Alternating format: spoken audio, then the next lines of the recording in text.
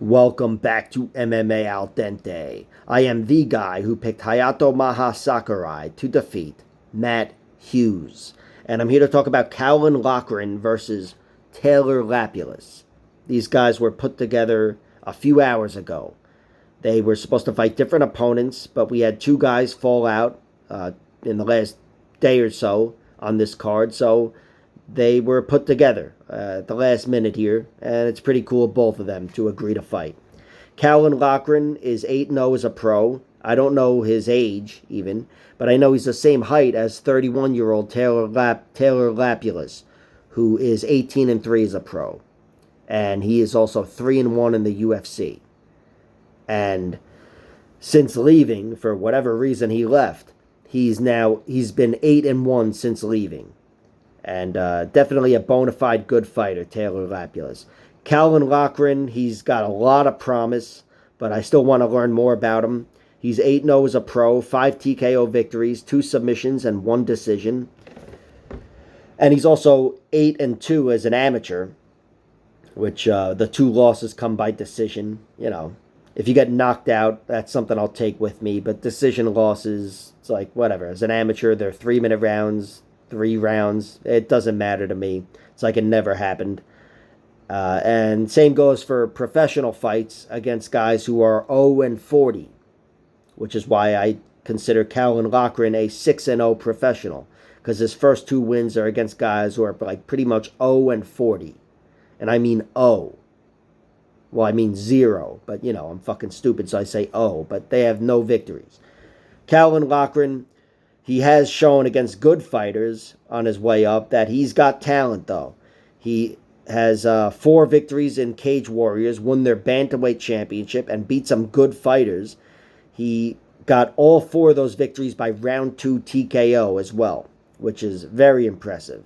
That's more impressive to me than winning by round 1 TKO in all of them.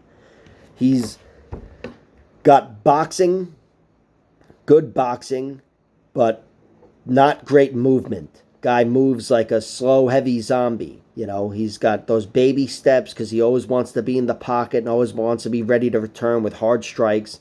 And that can cost him against a guy that can move around on the outside or just plainly out-joust him, out-jab him. He's no stranger to winning on the ground. I told you he's 4-0 in Cage Warriors, all 4 round 2 TKOs. 3 of those come on the ground. And all 3 of them are from the mount or the back mount. I think 2 are from the back mount. Just methodical finishes over good guys like Luke Shanks. And then he also got the standing knockout over the guy Dylan Hazan. You know, he's definitely got power. Good popping his punches there, Caolan Lochran. But he's, again, slow and potting. And, you know, he can be fast when he wants to explode. But in general, it's just, I feel like that's going to be the reason for most of his losses. If he has a bunch of losses, he could be undefeated and retire like Nurmagomedov for all I know. But I do think that's going to be his biggest problem at this point in his career, because every fight he looks the same. He's effective and dangerous, but when you run into that next level, a guy who can comfortably move backwards and strike well, which Taylor Lapilus can, I think it could be trouble. Yeah, spoiler, I'm picking Taylor.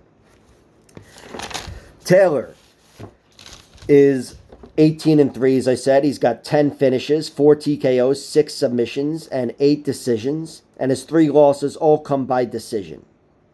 One of them was in the UFC, where he lost to Eric Perez, if you remember him. He was a good fighter. He also lost to Magomed Bibulatov, if you remember him. That was a good fighter. That wasn't in the UFC, though. And then since leaving the UFC, he lost another decision to this guy, Denis Lavrentiev. And look, if you can catch Taylor Lapilus and you're strong enough to hold him and out-grapple him, you can score points on him, you can outpoint him.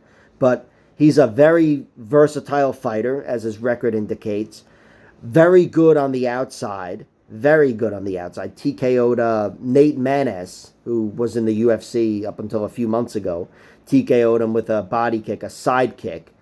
And he's just a guy that I trust to fight deeper. I trust him to fight much deeper, scratch and claw. He's been in there with very good fighters. Josh Hill, that was a split decision. Wilson Hayes, if you remember him, challenged for the title against Mighty Mouse and got armbarred, one of the best overall submission victories I've seen in MMA, but that's beside the point.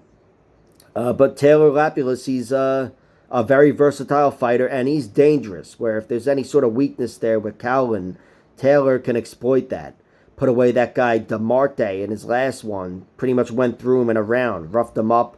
It was like a knee to the body is really what got the ball rolling, and then, it was a prolonged finish, but he elbowed the shit out of him and got him out of there. But here I just think he's going to be too seasoned for Caolan Lochran and too fast on the outside to fall into any trap of Caolan. Caolan will be, effective in some way with the forward pressure and whatever, and he's really good in tight. But Taylor's not going to make that the fight. I think he's going to make the fight his fight on the outside, a lot more kicking on the outside as well, and winning the punching battle as well, the jousting battle, beating him to the punch. And I just think Taylor Lapilus, I expect him to pull ahead in this fight, pull away, so to speak, and be better as the fight goes on.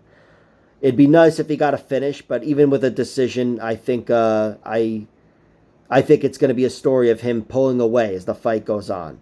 Taylor Lapilus is the pick. I'm playing him, whatever his odds are, and I'll look into the props, but I do think it won't be just him going through Caolan Lochran with a knockout or whatever. It'll be a matter of him winning with speed in one way or another, whether that's a TKO or a decision victory. But Taylor's the pick, and yeah, there are no odds here, but that's how I'm leaning. Like, share, subscribe, all that horse shit. Check out my other videos.